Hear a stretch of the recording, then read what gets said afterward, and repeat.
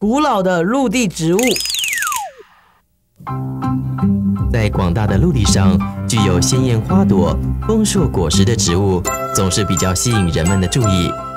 而苔藓、蕨类这些不开花的植物，因为实在太陌生了，不但被称为低等植物，人们还常常忽略它们的存在。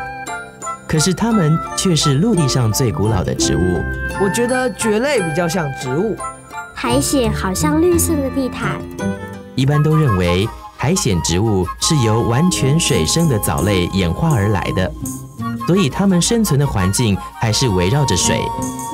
真正能够离开水边，而且根、茎、叶分得很清楚的，就是我们常见的蕨类植物。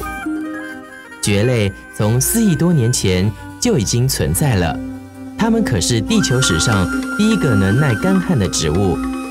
当时的地球气候温暖潮湿，陆地上长了许多像树木一样高大型蕨类，最高可以达10几公尺，也就是好几层楼的高度。4亿多年前，就是教授说的恐龙存在的那个时代吗？是啊，那时和恐龙相依作伴的植物，绝大多数是蕨类，而且那时候的陆地可说是蕨类的天下。我们可以想象远古时代的陆地上，巨大高耸的蕨类形成地球上第一批的森林，而且这些高大的树蕨死了以后，深埋于地下，变成我们现代煤矿的主要来源。